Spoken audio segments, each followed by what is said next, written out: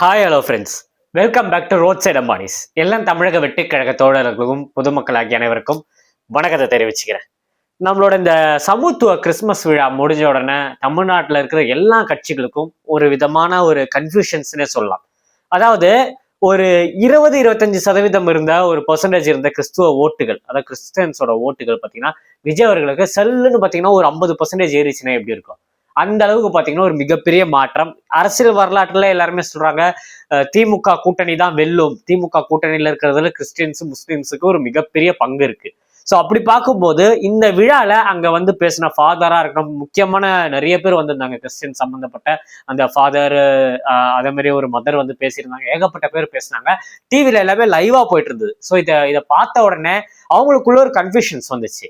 அதுக்கு அடுத்த நாள் ஒரு மீட்டிங் ஒன்று வைக்கிறாங்க பனையூர்ல. அதாவது விடுபட்ட மாவட்ட செயலாளர்களுக்கு போஸ்டிங் கொடுக்குறாங்க. நிறைய பேர் கிட்டத்தட்ட ஒரு 8-9 பேருக்கு மேல பாத்தீங்கன்னா போஸ்டிங் போடல.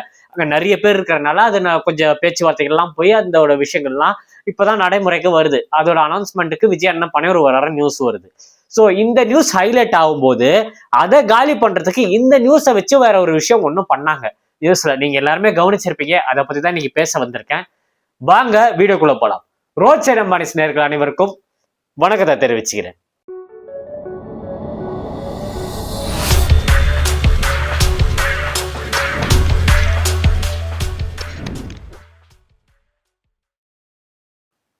ஒரு அருமையான ஒரு விழா ஒன்று லைவ் டெலிகாஸ்ட் தமிழ்நாடு ஃபுல்லா பார்த்தீங்க. அந்த நிகழ்ச்சியில விஜயன் கடைசியில அந்த குழந்தைங்களெல்லாம் சேர்த்து அந்த கண்ணாடி போட்டு அந்த கிறிஸ்துமஸ் விழால கேக் கட் பண்ணி செம்ம ஃபன்னா இருந்தது. நல்லா என்ஜாயும் பண்ண முடிஞ்சது. விஜய் நாங்க என்ன பேசணுமோ அந்த ஸ்டேஜ்ல பெருசா நம்ம அரசியல்லாம் பேச வேண்டியது இல்லை, இது நம்ம கிறிஸ்துமஸ் விழாவா நடத்துறோம், அது மட்டும் இல்லாம எல்லாருக்குமான கிறிஸ்துமஸ் விழாவா நடத்துறோம்னு சொல்லி தான் அந்த விஷயத்த அவர் பிளான் பண்ணியிருந்தாரு. ஸோ அதில் ஏகப்பட்ட பேர் வந்து கலந்துருந்தாங்க. நம்ம நிர்வாகிகள் மட்டும் இல்லாமல் நிறைய பேர் அந்த சர்ச்சில் இருந்து நிறைய பேர்லாம் வந்து கலந்துருந்தாங்க. அது ஒரு சூப்பர் ஹிட் ப்ரோக்ராமாவே முடிஞ்சிச்சுன்னு சொல்லலாம். அடுத்த நாள் இந்த மாவட்ட செயலர் அனௌன்ஸ்மெண்ட்டுக்கு வராங்க. வரும்போது பார்த்தீங்கன்னா ஆஃபீஸ் வெளியே ஒரே சலசலப்பு. நீங்க எல்லாருமே நியூஸ்ல பார்த்துருப்பீங்க. விஜய் நான் கார் வரும்போது அஜிதா என்ற ஒரு மேடம் பார்த்தீங்கன்னா அந்த காரை மறைக்கிறதும் அவங்களோட தொண்டர்கள், அதாவது அவங்களோட தொண்டர்கள், அஜிதா அவங்களோட கூட வந்த தொண்டர்கள் எல்லாருமே சேர்ந்து புஷ் பண்ற மாதிரி வீடியோ எல்லாம் பார்த்துருப்பீங்க. இது சன் டிவி, சன் நியூஸ்ல பார்த்தீங்கன்னா மிகப்பெரிய லெவல்ல ப்ரொமோட் பண்றாங்க. ஸோ நான் பார்க்குறேன் ட்விட்டர்ல ஆன்லைன்லாம் பார்க்கும்போது சன்னு மட்டும் இதை பத்தி ஒவ்வொன்றா போடுறாங்க. அதாவது இவங்க வந்து வாசல்ல நின்னதும், இவங்க தடுத்ததும், இவங்க வெளியே உட்கார்ந்ததும், அது வெளியே உட்காந்து அவங்க போராட்டம் பண்ற மாதிரி ஒரு வீடியோ எடுத்து போடுறதும், அவங்க கையில பேப்பர் காட்டுற மாதிரியும், இவங்க கையில போட்டோஸ் காட்டுற மாதிரியும், வீடியோ கிளிப் காட்டுற மாதிரியும் இதெல்லாம் பார்த்தீங்கன்னா போடுறாங்க. கேட்டு வெளியே அவங்க உட்கார்ந்துருக்காங்க. இது பார்த்தீங்கன்னா கட்சிக்குள்ள நடக்கிற விஷயம். அதாவது எல்லா கட்சியிலும் இருக்கும். இப்ப பாட்டாளி மக்கள்ல கேட்டாலும் சொல்லுவாங்க, விடுதலை சிறுத்தைகளை கேட்டாலும் சொல்லுவாங்க, நாம் தமிழர் கட்சியில கேட்டாலும் சொல்லுவாங்க. என் திமுகல வெளியே தெரியாம இருக்கிறதுக்கு காரணம் என்னன்னா முதலமைச்சர் அந்த மாதிரி ஒரு விஷயத்த உள்ள கொண்டு வர மாட்டாரு. அப்படி வெளியே தெரிஞ்சுச்சுன்னா இமீடியட்டா அது ஒரு மிகப்பெரிய லெவல்ல ஒரு அசாம்பவிதமோ ஏதோ ஒண்ணு பண்ணி முடிச்சு விட்டுருவாரு. அதனால பாத்தீங்கன்னா இது வெளியே தெரியாம திமுக நிறைய நடக்குது. இப்ப எங்க சைட்லயே பாத்தீங்கன்னா எங்களுக்கு தெரிஞ்ச நிறைய திமுக நிர்வாகிகளே சொல்லுவாங்க, எங்க மாவட்ட செயலாளர் சரியில்லை, அதனால நான் இவங்களோட வேலை செய்யறோம், இதை பத்தி தலைமை கிட்ட கொண்டு போனா எங்களுக்கு ஆபத்து, எங்களுக்கு வேற ஏதாவது பிரச்சனைகள் வருமோ நாங்க யோசிக்கிறோம்.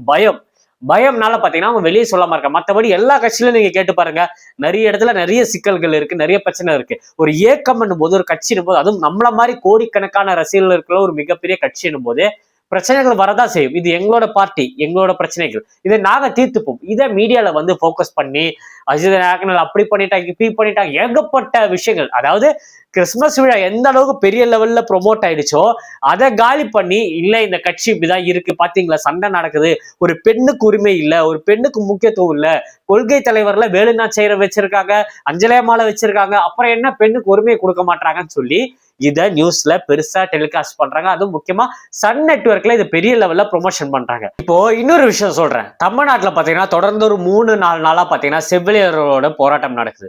நர்சஸ் நிறைய பேர் வீதிக்கு வந்து போராடுறாங்க. எல்லாருமே பெண்கள், கை குழந்தைய வச்சிருக்காங்க, ஃபேமிலியை விட்டு ஊரை விட்டு வந்து சென்னையில எல்லாம் வேலை பார்க்கறவங்க இருக்காங்க.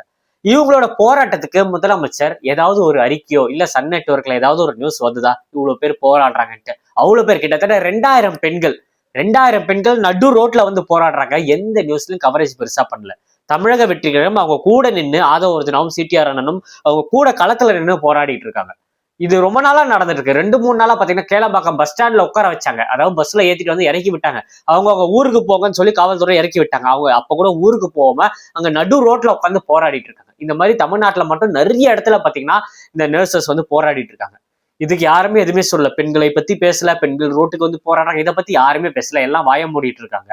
இங்க அஜிதா ஆக்னல் வந்து உட்கார்ந்த உடனே எல்லா இடத்துலயும் பாத்தீங்கன்னா பெண்ணுக்கு உரிமை இல்ல, திமுக இருக்கிற இந்த கொத்தடிமைகள் இருக்காங்க பாருங்க, எப்பதான் வந்து இந்த மாதிரி ஒரு விஷயம் கிடைக்கும், அது எங்க கட்சி விஷயம் நாங்க பேசுவோம். அஜிதா ஆக்னல் கடைசியா எந்திரிச்சு போகும்போது என்ன சொல்லிட்டு போனாங்க பிரஸ் கிட்ட, நான் பேசிட்டேன், தலைமை கிட்ட பேசிட்டேன், மாநில நிர்வாகி கிட்ட பேசிட்டேன், அவங்க எனக்கு நல்ல தீர்ப்பா சொல்றேன்னு சொல்லியிருக்காங்க, அது வரைக்கும் நாங்க காத்திருப்போம்னு சொல்லி அங்க இருந்து கிளம்பி போயிட்டாங்க. அது கட்சிக்குள்ள இருக்குது, அவங்க பேசிப்பாங்க, அவங்களுக்கு என்ன வேணும், என்ன நடக்குது, என்ன கட்சிக்குள்ள என்ன பிரச்சனைகள் இருக்கு. நடுவுல கூட நியூஸ் வந்தது திமுக சார்ந்த குடும்பத்தை சேர்ந்தவங்க அவங்க, அதனால பாத்தீங்கன்னா அந்த இஷ்யூஸ் போயிட்டு இருக்கு, திமுக சம்பந்தப்பட்ட ஏதோ இஷ்யூ இருக்கு, அது நமக்கு தெரியாது.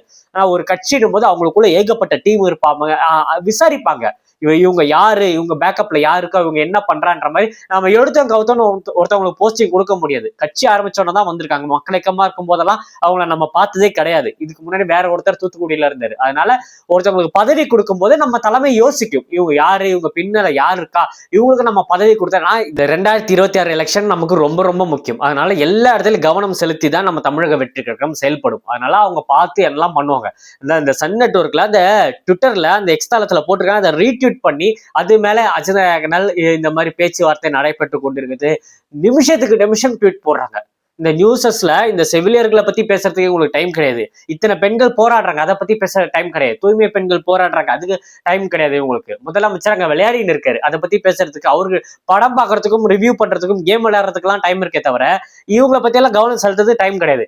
பனையூர்ல என்ன நடக்குது, அவங்களுக்கு என்ன பிரச்சனை நடக்குது, அதை ஹைலைட் பண்ணுங்க அப்படின்னு சொல்லி போட்டிருக்காங்க. இந்த நேரத்துல ஒரே ஒரு விஷயத்த சொல்லி இந்த வீடியோ முடிச்சுக்கிறேன். எங்க குடும்ப விஷயம், எங்க கட்சியின் போது எங்க குடும்பம், எங்க குடும்பத்துல நடக்கிற விஷயங்கள் எங்க தலைமையும் அவங்க நிர்வாகிகளும் பேசி அதுக்கான முடிவுகளை அவங்க எடுத்துருவாங்க. அதை கொண்டு வந்து நீங்க இந்த திமுக இருக்கவங்க குளிர் காயணும் நினைக்கவே நினைக்காதீங்க. உங்க கட்சிக்குள்ள நடக்கிற விஷயத்த நீங்க பொத்தி பொத்தி வைக்கிறீங்களா இந்த பயத்தோட, அந்த பயத்தோட இருங்க. 2026 எலெக்ஷன்ல கண்டிப்பா வெற்றி நிச்சயம். நடுவுல இந்த அஜிதா அவங்க இந்த மீனவ சமுதாயத்தைப்பட்டது, அதனால அவங்கள பாத்தீங்கன்னா போஸ்டிங் கொடுக்காம தடுத்துட்டாங்கன்னு சொல்லி ஏகப்பட்ட வதந்திகள் வேற பரம்புது. சோ இந்த நேரத்துல ஒரே ஒரு வீடியோ கிளிப்பிங் போடுறேன். இந்த போஸ்டிங் வழங்கின பெண்கள்லயும் அதே சமூகத்தை சேர்ந்த ஒரு பெண் இருக்காங்க, அவங்களோட நிர்வாகி, அதாவது போஸ்டிங் போட்ட பெண்கள் எல்லாம் வச்சு ஒரு வீடியோ ஒன்னு ரிலீஸ் பண்ணியிருந்தாங்க. அவங்க அந்த வீடியோ இதோட அட்டாச் பண்றேன், அதை பார்த்துட்டு உங்களோட கருத்துக்கள் என்னன்றதை மறக்காம கமெண்ட்ல ஷேர் பண்ணுங்க. நிறைய விஷயத்துல நீங்க ரீல்ஸ்ல எல்லாம் அவங்க பார்த்திருப்பீங்க, அவங்க அது பண்ணல இது பண்ணலாம் நம்ம சொல்ல வரல, நியாயமான விஷயம் தலைமை முடிவு பண்ணும், தலைவர் என்ன சொல்றாரோ அதை கட்டுப்பட்டு தமிழக வெற்றி கழகம் அவங்க நிர்வாகிகளும் செயல்படுவாங்கன்னு சொல்லி இந்த வீடியோ முடிச்சுக்கிறேன். நீங்க இதை பத்தி உங்களோட கருத்துக்கள், ஏன்னா ஆன்லைன்ல நிறைய விமர்சனம் பார்த்தா அதை பத்தி உங்களோட கருத்து என்னன்றதை மறக்காம கமெண்ட்ல ஷேர் பண்ணுங்க. இந்த வீடியோ பிடிச்சிருந்தா மறக்காம சப்ஸ்கிரைப் பண்ணுங்க. இன்னும் நிறைய தமிழக வெற்றி கழகத்தை பத்தியும் தளபதியை பத்தியும் உயிர் உள்ளவரையே பேசிட்டே இருப்பேன். ஸோ லொக்கேஷன்லாம் வித்தியாசமா இருக்கும், நம்ம வெளியே இருக்கோம், ஒர்க் விஷயமா வெளியே வந்திருக்கோம், அதனாலதான் லொக்கேஷன் டிஃப்ரெண்டா இருக்கு. ஸோ இன்னும் நிறைய வீடியோல சந்திப்போங்க. ஸ்டாட்டா டேக்கர் பாபாய், நான் உங்கள் ஏஜே. தமிழக வெற்றி கழகத்தின் தலைவர் தளபதி அவர்களுக்கு எங்கள் கழக தொண்டர்கள் சார்பில் முதல்ல நன்றியை தெரிவித்துக் கொள்கிறோம். ஏன்னா எங்களோட பணி சிறக்கிறதுக்கு இது ஒரு முதன்மையான படிக்கட்டு மாதிரி. பல தடைகளை தாண்டி தூத்துக்குடி மாவட்டத்தில இருந்து இப்ப எங்களுக்கு அறிவிப்பு வந்திருக்கு. எங்களுக்கு ரொம்ப சந்தோஷமா இருக்குது. ஏன்னா அடுத்து நாங்க செய்யக்கூடிய ஒவ்வொரு முயற்சிகளும் இதனால பல தடைகளை நாங்க சந்திச்சுக்கிட்டு இருந்தோம். ஏன்னா எங்களால உள்ள இறங்கி வேலை பார்க்க முடியல. ஏன்னா நிறைய பேர் அவங்களே மாவட்ட பொறுப்பாளர்னு சொல்லிக்கிட்டு ஒரு டீமா பிரிச்சு செயல்பட்டுக்கிட்டு இருந்ததுனால எங்களோட முயற்சியினால தோல்வி அடைஞ்சிருச்சு. அது இப்போ நல்ல முறையில் நடக்கிறதுக்கு எங்களுக்கு தளபதி அறிவிப்பு கொடுத்தது எங்களுக்கு ரொம்ப சந்தோஷமா இருக்குது. தன்னையே பொறுப்பாளர்னு சொல்லிக்கிட்டு ஒரு கழகத்தோட தலைவருக்கு யாரை நிர்வாகியா நியமிக்கணுங்கிற பொறுப்பும் இருக்கு, கடமை அவருக்கு இருக்கு. அவர் யார வேணாலும் சொல்லலாம், அதை கேட்கிற உரிமை நம்ம கழக தோழர்கள் யாருக்கும் கிடையாது, அவரோட உரிமை அது. அதை அஜிதா ஆக்னல் என்னும் திமுகவோட கைகூலி அஜிதா ஆக்னல் அக்கா அவர்கள் இப்போ தலைவரோட காரை நிப்பாட்டி அவரை அது உதாசீனப்படுத்தின மாதிரி இருக்கு எங்க கழகத்தை. அவங்க பண்ணது மிகப்பெரிய தப்பு. அதுக்கு கழகத்தோட சார்பில் வன்மையா கண்டிக்கிறோம். அவங்கள இந்த கட்சியில பெண்களுக்கு உரிமை இல்ல, முன்னுரிமை கொடுக்க மாட்டேங்காங்கன்னு அக்கா சொல்லியிருக்காங்க நிறைய பேட்டியில. இத்தனை பெண்கள் இருக்கோம், இது நாங்க எல்லாருமே தூத்துக்குடி மாவட்டத்தை சேர்ந்தவங்க. கிழக்கு வடக்கு தெற்குன்னு எல்லா மாவட்டத்துக்கும் 10க்கு 4 பேர் பெண்கள் இருக்கோம் நாங்க இங்க. அதனால பெண்களுக்கு முன்னுரிமை இல்லைன்னு சொல்லவே முடியாது. எந்த கட்சியிலையுமே இல்லாத பெண்ணுரிமை தமிழக வெற்றி கழகத்தில் இருக்கு. அதே மாதிரி மீனவ ஜாதியை சேர்ந்த நான் ஒரு பரவர் பெண்ணு, அவங்களும் பரவர் பெண்ணு தான். மீனவ பெண்களை மதிக்க மாட்டேங்காங்கன்னு தாவேக்காவை பத்தி ஒரு குற்றச்சாட்டு வச்சிருக்காங்க. அதை நான் வன்மையா கண்டிக்கிறேன். ஏன்னா நானும் ஒரு மீனவ பெண்ணு.